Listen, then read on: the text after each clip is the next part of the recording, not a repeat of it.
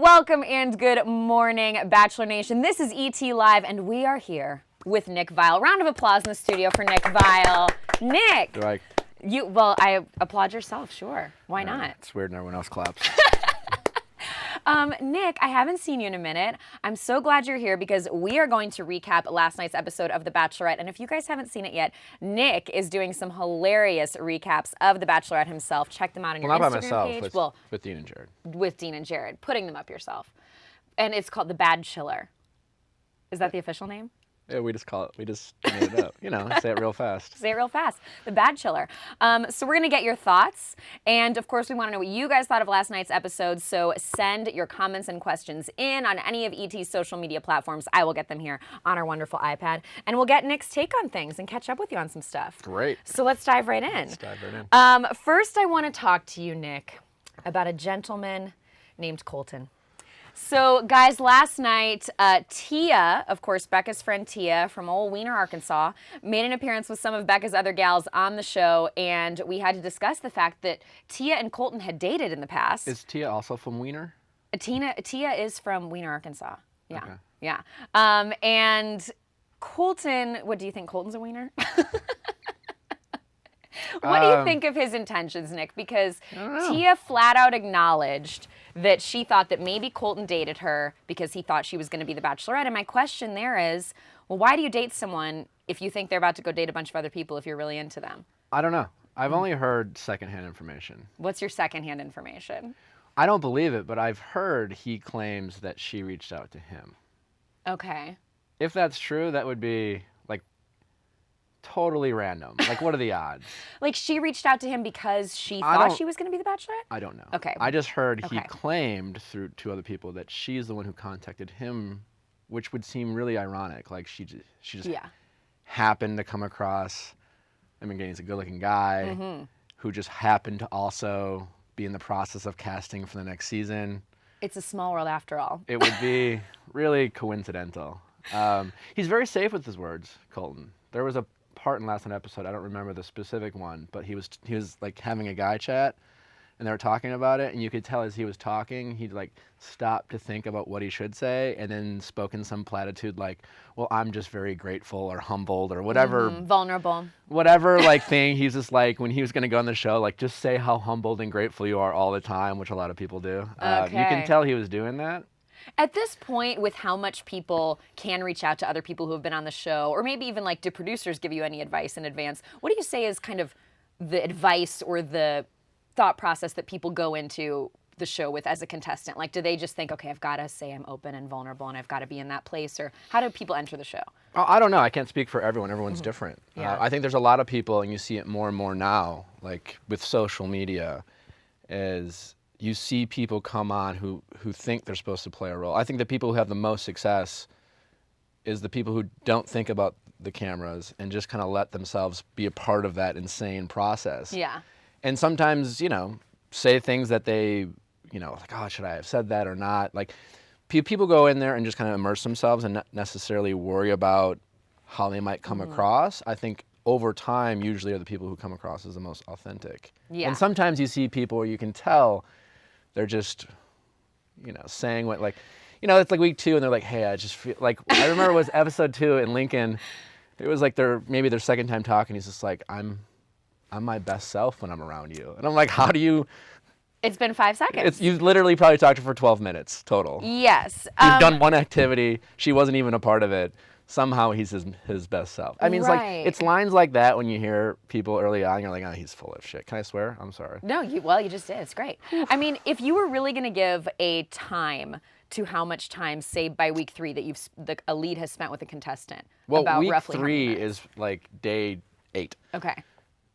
So not much time. And by that much time, maybe anyone who's had a one-on-one's had some, like, a day, and that spent some nice time, and that person, those people usually, they start feeling a connection. And things do happen fast. And there's a lot of guys who at that point have maybe spent literally 5 minutes with her. Okay. Maybe. That is maybe. I mean, because they say they're like, you've got to get vulnerable and intense and open really quickly, is because you have 5 minutes with this person. Well, yeah, and there's only so much time. There's so many people. it's just natural that the lead's going to connect with certain people. I get the feeling that Colton is aware of the cameras. Colton's very aware of the cameras. He's very aware. And then didn't he like date the gymnast? Allie Raisman, yeah. So that's the thing. He's dated several people Which is in the like spotlight. I mean, listen, I'll think about Colton too. He's no different, and I know we tease him on our recaps about like, this whole like he's got this charity. He's clearly aware of like his brand. And brand aware. He's brand aware. Okay. Right? Yeah, I don't think It doesn't make him a bad guy. He's not a bad guy, right. And it's no different than any other guy who went on the show. They didn't know Becca, and everyone goes for the experience. It's almost a little insane to like not know Becca and be like, well, I'm here for Becca. Like they don't know her. Like, I think everyone has to be open to it. What percentage of people would you say when they are like, what's the percentage of people who know who the lead is based on when casting happens? Well, it's different with the Bachelorette. Yeah, the timing. They didn't announce Becca until, by the time they announced Becca, the guys are already in the hotel, days away from being casted. They might get a heads up. I knew it was Andy after I accepted to come, but before I left. So the Bachelor's a little different. Because they usually announce it with like a month before filming, so the women tend to know. So they mix it up a little. So it's different for Bachelor and Bachelorette. But yeah, the guys, they don't know for sure, and they agree to come most of the time. Well, we'll see what happens with Colton and Becca. I think that Becca is very attracted to Colton. Yeah. And it was like episode 2, and she's like, I feel this connection with you. And that's why we're like, well, you feel a connection with his face. Right. She's into like beefy guys as well. Remember her ex Ross from when he came to Aris season, and He wasn't that beefy. You don't think? he was like, I don't know, probably like 5'10", 5'11". Okay. He was husky. Misty wants to know, Nick, who do you think will be the last man standing at the end of all this? A big question for Nick. I don't know. She seems to have right now. It's early. I mean, it seems to be Blake and Garrett. Garrett, yeah. Well, I mean, the reality is, like, Garrett got the first impression rose, and when it comes to the Bachelorette, I don't think I only started watching on Desiree's season, which was right before mine, and including Desiree's season, I think Brooks got it. So the guy who's gotten, and it's very different on The Bachelor, but the guy who gets the first impression round hasn't finished less than number 3. Why do you think that is? Why with women is it that first impression that? I don't know. Women just have great intuition. For not necessarily like. I instantly felt a connection with Vanessa. But for me, I knew I felt a connection, so she was the only person I wasn't going to give the first impression rose to. Oh. That was for my choice. But like... explain that a little bit. No, I just knew I had it was like I felt an immediate connection with her. She got a limo, I was like, okay, And so other than that, I just wanted to... For me, it was more about... who surprises me that I wasn't expecting. As soon as I started talking to Rachel, I felt a connection too. And so I wanted to give it to her. But I knew I was going to be into Vanessa, and I didn't want to put a target on her back kind of thing. So I was just like, she's the only, as soon as she got a limo, I'm like not getting the first impression rose. Interesting. But that was just me. Everyone's different. And I can't speak for why the Bachelorettes give... to their person. I heard a rumor, and I just realized I've never asked you for clarity on this. I heard that you wore that bracelet from you and Vanessa's gravity date, like the whole season, kind of as just a sign, you really cared about her the whole time. Maybe. So you did. Maybe. I don't know. I have to go back and watch the footage. Okay. So many questions coming in. A Shamble from YouTube wants to know, how come Jordan said he... Shamble, what a great YouTube name. Checked his phone, but phones weren't allowed. I noticed that too. I went back and watched it. What do you mean he checked his phone? Well, he said, it sounded a little bit like he said, I got a notification today that I had 4,000, but he said one day I got a notification. Yeah, he definitely, that's... But I've heard that people have snuck phones in the past. Did you know contestants who had phones I've heard they usually get caught. Okay. It's kind of silly too, because I've obviously had been on a few times, and like once you realize you've been in, you could figure out ways of like how maybe you could get away with sneaking around. But honestly, it's not worth it. You kind of, again, you have to really just be a part of the process. Like, what are you gonna do? Like, talk to your there's really no upside to sneaking in a phone. Yeah. That was just always my philosophy. I like that. Good advice. Yeah. Nina says that Colton reminds her of Jordan from JoJo's season because he's very careful with his words and guarded. Well, Yeah, we'll see what happens with Colton. I think that physical attraction goes a long way, so I think he's going to be around for a little while He's longer. very Colton. Like I've heard from people from the show that he's a good guy. So I don't but he it seems like he's like hiding something. Doesn't Do you it? think? A little Josh Murray in there. Like a little like talks about charities a lot. Okay. Good looking. Always seems to be above the fray. When was the last time you talked to Josh Murray? It's been a while. It's been a while. Yeah. Are you guys like, if you saw him, how would that interaction be? We're fine. Good. I don't care. I mean, it's all like, we don't hang out, but. Sure. Okay, so let's talk about a little hospital incident moment we had. We love an ambulance. I mean, not really, but ups the drama. Non-serious, serious injury? Yes. Isn't that a wonderful, I don't know if trope's the right word. I mean, it seemed like David really was hurt. It was funny because like Chris is like, hey, he's in, did he say intensive? In intensive care. Intensive care, In the which is ICU. like, doesn't mean anything. But then it's like, we're going to call him. Like, well, let's call him. And then he gets on the phone. He's like, what's up, Becca? How's it going? I'm like, oh, God, he's fine. That's why it was bad. I'm like, we see the blood. Props to producers or whoever it was for not cleaning up the blood and, getting those shots. That bloody towel was there. And then, we just gave him a call in ICU. Then he's fine. And he was good. And we've seen him on Instagram now, and David is fine. I interviewed Becca, and she said everybody's fine. Yeah, before we spoofed it, we actually did check his Instagram and be like, how... Like, is he okay? Is he, you don't want to be fine? insensitive. And then he blurred his face, but I guess we'll find out just how messed up his face is. I think he's okay. Yeah, I think he's fine. And David and Jordan also had a lot of drama with their little quarrel with the Tinder thing, as we mentioned. I feel that David is in over his head here, or maybe they both are. David, when someone makes Jordan look smart, you're losing. Yeah. Like, David's so obsessed. That's the problem with that world is sometimes people go in there, and it's good to be snarky, and it's good to be funny and kind of observe your peers and kind of like tease them, I suppose. But like David is clearly, like David's gone on the show and thought to himself, Jordan's the villain. He's the idiot. I'm gonna look better by making fun of him. And all in that world, you should just let people kill themselves, so to speak, And David's trying to do what he doesn't need to do, and he's looking terrible doing it. The other guy, I felt he's that obnoxious. There was he's that terrible. moment when he turned to the other guys and he was like, "This is funny, right? You think this is funny?" Like, oh no. Was it Will's? He was my favorite. Just his reaction. Just sitting there, you could tell he's just like, why am I here? He had like immediate like regret from the whole process. I mean, I know. Like these are my peers. This is where we're at. I wanted to ask you what you think, sort of overall, of the show and how it's going, because Corinne from your season, she was on a SiriusXM radio show recently, and she said, quote, about the show, it's just the show doesn't seem to be working anymore. Does it suck that the show only was great because of drinking? It's like 1 drink per 2 hours or something like that now. And now the drama is just like trying too hard. So I wanted to get your take on that, because I mean, do we ever take anything Corinne says seriously? You don't? Do you? Well, I think it's an interesting point about how the scandal might have changed things. I mean, it was acknowledged by production that some new rules were put in place. Yes, the Bachelor in Paradise thing. I don't think it's really any different, and I honestly think the show has never really relied on people getting drunk. I mean, usually if there is a drunken situation, it's almost always night one. And Corinne's situation, it was the first day of filming, because people show up, they're nervous, and Bachelor and Bachelorette world, they don't know what to expect.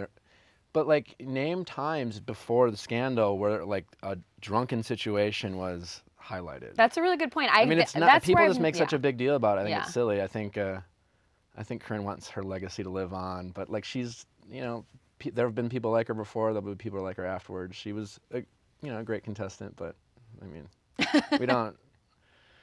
So you think the show is just as good as ever? Yeah, I mean, listen, I think there's seasons that have better ratings than others. I don't know how this one's doing. Yeah, I'm enjoying this season. It's tough. I mean, as far as the franchise goes, how long has it been on? For it to be as relevant as it is now is incredible. There's variations of every season, but ultimately it's the same every season, and it's good because people love it, and you have different characters every season. But Yeah. Having been someone who's been on, Bachelorette, Paradise, and Bachelor, you've done them all. Is there anything you'd like to see the show try? Anything new or different? Do you ever shoot a text like, hey, what about a date like this or an idea like this? Well, sometimes I don't remember anything specific, but I think the producers are so good at what they do, and they're all very creative. I mean, I personally like it when the show does a good job of not taking itself too seriously. They've done a better job of that. You obviously see that a lot in Paradise. Because it is a comedy as much as it is a drama and a love story. And I like it when they show some, humor in the show. But Yeah. I think as long as they keep doing that, they'll be fine. But we had great moments last night. I totally disagree with Corinne. You do. Almost always. Oh, okay. Well, let me read one other quote. Corinne said, she was asked specifically about you, and she said, I am sad to say, unfortunately, that not just me, a lot of people have said this. He just seems so miserable in person. He's just not really that nice. I haven't talked to Corinne since I sent her home. She did slide into my DMs a couple weeks ago. What did she say? No. In a flirtatious way, or? I mean, it was like at 1:30 in the morning. Oh. I didn't respond. Okay, that's fair. Yeah, I mean, a lot of people have said this. I felt like that was, maybe name some names or see what's happening here. So, okay. You are here to confirm you are not miserable. Well, a lot of people say I'm miserable? That's what she said. She said a lot of people have said this. He just seems so miserable in person recently. What if Corinne says whatever she can say to get attention? That's fair. Okay. Does she not? Well, I think that, Corinne is good at getting attention. Yeah. She posted a picture of her That and was I very from my confusing. hometown. Yes. I mean, she's good at that. Does that frustrate you? I don't really care. Yeah.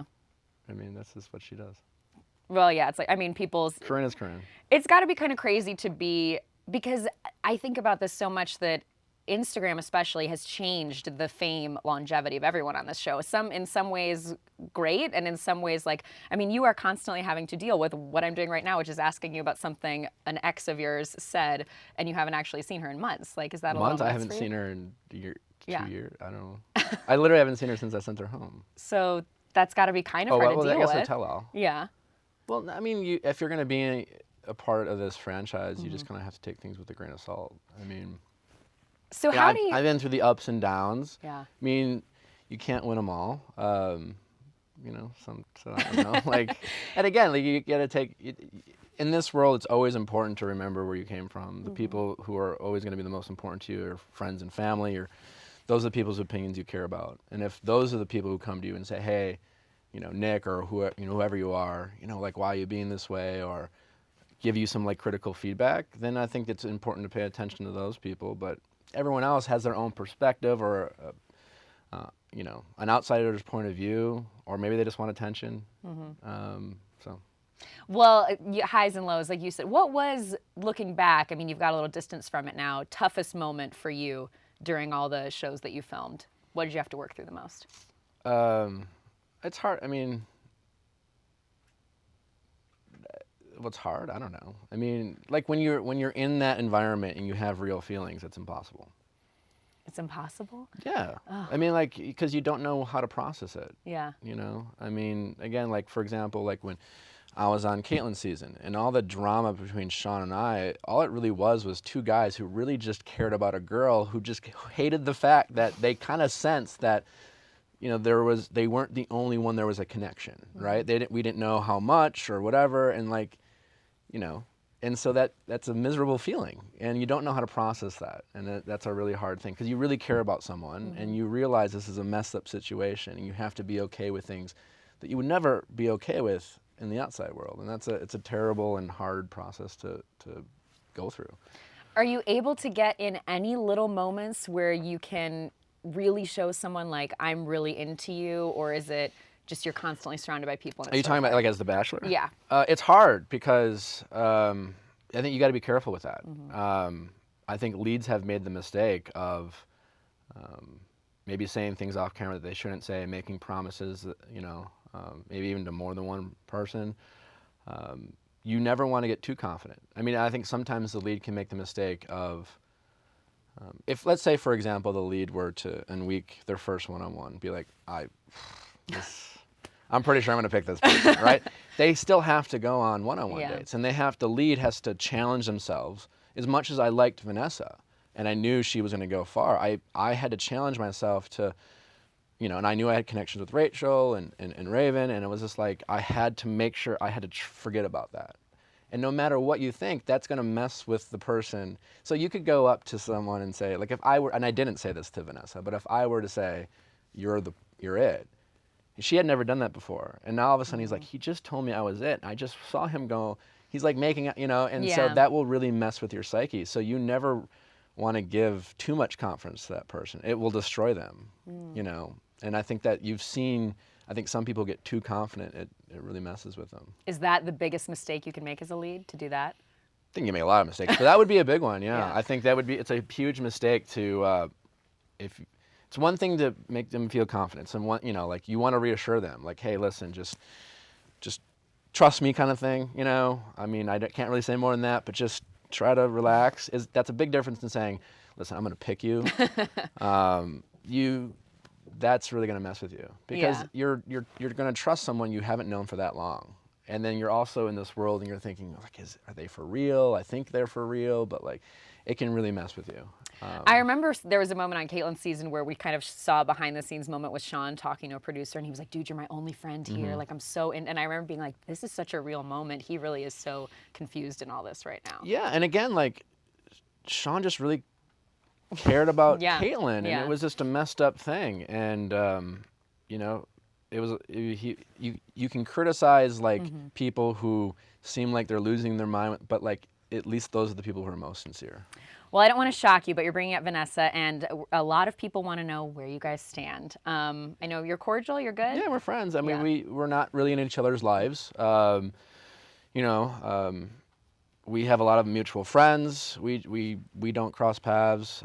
It's been a while since there's been any communication, but obviously we left things on very good terms, and the last time we spoke was kind of a friendly, I don't remember what the context was, but I think one of us asked the other person something. It's just, we're there for each other, but like right now, it's just not the place. I heard she's dating, like she has other people in her life, and in that sense, it just doesn't make sense for us to actively be in each other's lives, but. Yeah. Was that hard to hear that she was dating someone else? No, I mean, we broke up on good terms. I think we both accepted that we weren't the right fit for each other, and we both want each other to be happy, and so I certainly want her to be, so the fact that she's dating someone, I'm really excited for. Well, I know you guys were dealing with a lot. You did the long distance thing, and everybody says coming off the show is so hard. What do you think it really was that made you know we've tried here, but this isn't going to work? I mean, I'm not really going to get into the details. There wasn't long distance. She basically lived in LA. Okay. So it had nothing to do with that. Oh, I thought you had to go back to Canada a lot. No? Okay. No. I mean, we went and visited Canada a few times, but for the most part, she was in LA. It was just not the right fit, Yeah. So what do you do now? I wonder this a lot. How do you date once you're a lead off of this show? Because I would imagine if you go grab coffee with someone and the paparazzi get pictures of it, then it turns into something. So do you try to date people quietly first? Do you use dating apps? Like, how do you date now? I don't know. I struggle. It's a challenge. I'm not on any dating apps. Not that I'm like adverse to it. I think dating apps are a mainstream thing that a lot of people have met their husband or wife. So I'm just not. I'm very protective of that. I don't know, because I'm open to dating anyone that I feel a connection with. So whether that's someone who has no connection to the spotlight or the Bachelor world, or it just depends, But it can be weird sometimes, because if I were, say, on a date with someone who really has no connection with any type of like public persona, like sometimes people come up and they always try to be cool. It can be awkward. It's difficult sometimes, but I mean, for the most part, I don't really think too much of it, or I try to make a big deal about it. I'm just the same kid from Milwaukee. Yeah, well, no, it's like, I'm sure, and then if you do date someone else who's also a public persona, again, and you go out somewhere, I mean, we get paparazzi photos sent to us all the time, and but then all then of a sudden I think you're a little bit more protective. Yeah, okay. You don't, like, you kind of, yeah. Elaine from Facebook says, well, Nick, are you seeing anyone? I am not currently seeing anyone. Okay. Yeah. Dating, seeing what happens. Busy with a lot of other stuff. Zuela, what a cool name, says, would you ever do Paradise again? No, I mean, not as a cast member. maybe I'll, I won't be on this season or anything, but if there's ever like a fun cameo that is creative or whatever, just to help support the show, I'm all for it. I still am a fan of the franchise, and think back on my time very fondly. But as a cast member, I've proven, at least for me, while the show does work for love, it doesn't work for me. Oh, well, so. I mean, you did 3 seasons, and I know you just said, you're still the kid from Milwaukee, but looking back, having this much reality TV time in your life, how did all that change you? How has the whole franchise changed you overall? I mean, in my core, I don't think I'm a different person. I have a very different life now. I'm doing different things, working on various projects that I would never have done. And I have new friends, some from the show, some from just moving out to LA. And I'm doing a lot more creative things than I have ever done before, and that's cool. Obviously, I've been working on acting and having some success with that, and that's been really cool. And again, nothing that I imagined doing 10 years ago. And that's all been a lot of fun, but I'm still the same person. The good stuff and the bad stuff. Yeah. My bad habits are the same. Hopefully I have some good habits, and those are usually the same. But I don't think it's changed me too much as a person. It's always been very important to me to kind of stay grounded, and I'm very lucky with the family and friends that I have to help me do that. Well, it's been fun to see you do the acting thing, because not many people from the show, I think probably a lot of people have that aspiration, but not many people actually make it happen, and you did, and you've had some really fun roles. What's made you want to lean in and do these really fun recaps with Jared and Dean? Well, it all started actually a couple years ago with the fourth person in this whole project is my best friend Kyle, and he's the one who, him and I kind of write it, and Dean and Jared kind of give their input as well, and Kyle directs it and shoots it. He's the camera and he edits it, and so he had this idea of recapping it that way a couple years ago, and we just kind of laughed at the idea, and then on Aris season we did it at the finale just for fun. Me, Dean, and Jared did it, and it was mostly Dean and I. And Jared shot that, and it ended up going viral and got 9 million views. So we're like, well, let's just keep doing it. It's fun to do. We're all friends, so we have, mostly because we have fun doing it. We're just cracking jokes. And again, we really love the show and we respect the process. At the same time, it's ridiculous, and it's fun to kind of keep it light and kind of highlight some ridiculous parts of the show, and people so far seem to enjoy it. So as long as that happens, we'll keep doing it. And have you heard from anyone who you've parodied? Did Ari ever reach out, or any other contestants? I didn't hear from Ari. You can tell that all the guys from this season are some have commented, so you can tell they're all paying attention and watching it. Haven't really heard, no one's really complained or anything. It's super fun. The wigs are amazing. And it's all in good fun. We're not trying to, we don't really tear anyone apart. We kind of just tease the situation more than the people. That's a good way of putting it. For the most part. Also getting some comments on your hair. Paris on YouTube said, Nick, those curls are really wow. And Haley says, you have the best hair. Where do you get it cut, and what do you call the style? I don't have a name for the style. The guy who cuts my hair's name is Arthur. Shameless plug. He's in Beverly Hills. He works at Imbuto, I think is the style. So Arthur, he's great. I've been going to him since I've lived out here. Love it. Arthur you kind of had a fabulous transformation during your time on the show. The Nick of today is a very buff and polished Nick versus when you first went on. That seems to be the perception. It's the reality, Nick. I don't notice it as much as... I definitely have the beard. Yes. Maybe that helps. But Who advised you to get the beard?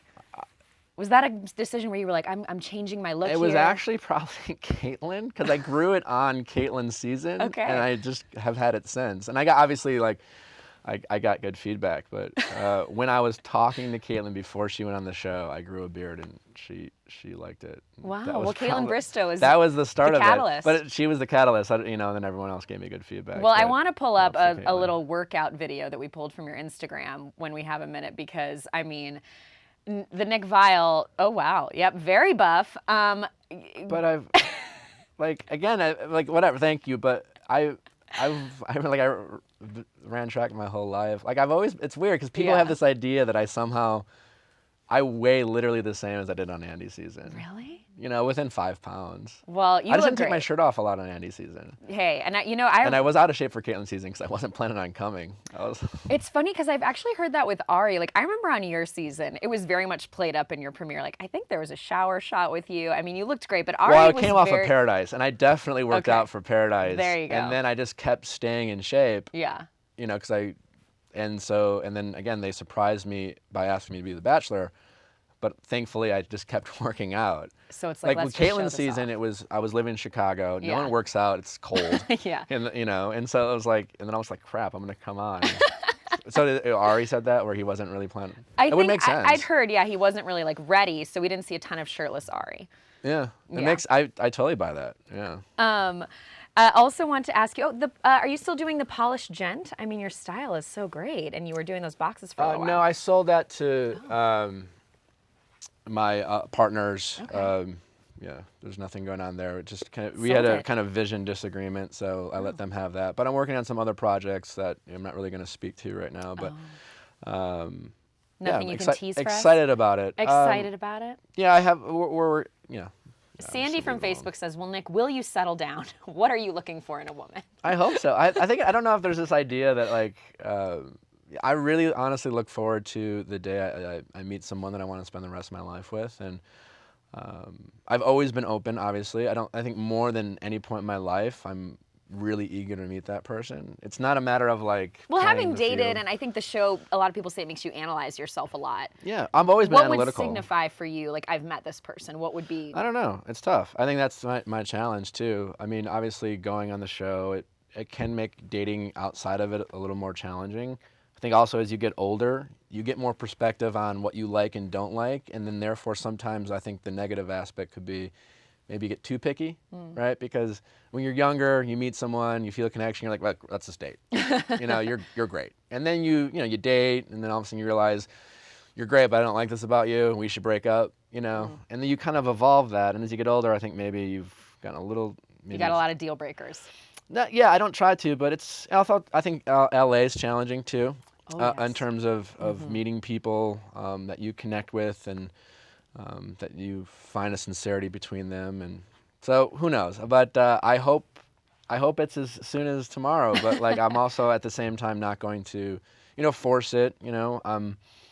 I'd rather wait and find the right person than just try to settle down for the sake of it. Yeah. I want to do some rapid fire reactions for you on a few. More Corinne questions? No more Corinne questions. Useless statements that... Let's see what Nick's going to say. Useless statements from Corinne, is that what we're saying? So we have Aris GQ interview. I wanted to get your take on this because he's made some comments about the show. He ended that interview really abruptly, if you saw that. Yeah. And he has said that the show, his breakup with Becca was teased as unedited. He said, no, it was edited because they were really pushing me to stay in the room with her, and I wanted to leave, but producers said I couldn't leave. That's kind of what he said. And I just wanted your take on that as a lead. Does that feel like a fair statement to you? And what do you think of the fact that he just kind of ended that interview? In some ways, I empathize with Ari because he was in a tough situation. Listen, I as much as anyone else, I watched the show from the beginning of his season, constantly being like, what is he doing and saying, right? So I get that. But, obviously as fans of the show, we have a way of exaggerating our reaction to small things on The Bachelor seem like big things. And in life, ultimately, and I think Becca said this, she's in a better place. They clearly weren't a match. Some people break up, and that's okay. And Ari, it's hard being The Bachelor. It's hard to make a decision off of very limited information. I don't know what went into Ari's decision to select Becca over Lauren and change his mind. And certainly watching the breakup, it was gut-wrenching and awkward, and we're all watching thinking, what are you doing? Having been in that situation, I just don't think there's a lot can be gained from... It's very easy to blame producers. And very few people... Well, Ari did get it bad, so I do feel bad on that side. Very few people... just own up to their own mistakes. It's very, and I've said this before, you never hear the contestant saying, thanks guys. I know I looked great this episode, but I'm going to be honest with you. They left out this part that I was kind of a dick. Yeah. And if they show the whole thing, you might not like me as much, which honestly I think happens more than the opposite. I think yes, certainly, you know, I was the villain. I wasn't happy with that edit. I didn't think it was very accurate. I didn't sit there and blame producers. There was aspects that were true. I mean, there's context, right? But I think more often than not, more people end up looking better than they otherwise would. And not because they're bad people, you know, it's just things are exaggerated. Like sometimes you just get certain people's really nice comments. And everyone has snark and everyone says things. Sometimes, you know, if sometimes people like pick their nose and it's not showed. And imagine if they decided to show every time someone picked their nose, they'd be known as the nose picker. Yeah. You know what I'm saying? Very Like dark. it's stuff like that. So people just have a way of blaming producers. I think the producers sometimes get a bad rap for that. I don't know whether it was or wasn't edited. Okay. There was just no upside to it, but it sounds like him and Lauren are happy. I'm very happy for them. If it seems like I would guess they would work out. So Okay. and everyone, you know, hey, I'm jealous. What about the fact that they announced their wedding date just a few days before Becca's premiere? Whatever. I mean, listen. Again, everyone wants to pile on Ari, but every person in Bachelor world. It's like Ari wasn't the only one who announced. I don't keep tabs, but I'm willing to bet that someone else in Bachelor Nation announced something. You see us all more during the season. You all want to interview us more when the season's going on. So it's a relevant time. It's a relevant time. I mean, I think people just want to pile on Ari at this point. Also want to ask you about Jared and Ashley, both two good friends of yours. Lovely people. Are you so happy for them? I am. Yeah. It's about time, Jared. Just kind of. Jared even said, I interviewed Jared, and Jared said, I regret taking this long. Listen, I tease him for that, but at the same time, I think it happened the way it should have. You know, maybe he took a little bit longer than he otherwise should, but sometimes things need to happen. And they're probably in a better place now than had they, you know, jumped in a relationship. So what's it like to be around that kind of gushy love? Because when I interviewed them, I was like, oh my gosh. Super obnoxious. Like I'm just like jealous and annoyed and happy for them all at the same time. Are you jealous? Yeah, of course I'm jealous. Like they're very in love and they're very happy. I mean, they obviously have with each other what I would love to find. So I'm very jealous. And I'm happy for them, but like definitely envious. What's worse, envious or jealous? Or what's the better of the two? Envious. But I'm envious of You're them. envious. So are you a little lonely? I mean, everyone's lonely sometimes. Aren't you? Are you never lonely? No, I am. I mean, I'm constantly surrounding myself with other people. I get depressed if I'm alone. Yeah. Well, Corinne nailed it. But that's fair. And it's, you know, it's awesome to see them together. They were just all over each other when they were here. So check that out on our website if you want to see just two people gush all over each other. And last thing I wanted to get your take on, if you will give me the answer. Other than yourself, your favorite Bachelor of all time and your favorite Bachelorette of all time. Did you expect me to say myself? No, but you could just say, I'm going to go easy. Don't want to pick anybody else, so I'll just say that I loved being the Bachelor. I would never have said that. Okay, well, good. He's not miserable, you guys. Your favorite Bachelor to watch. Worried? Favorite Bachelorette to watch.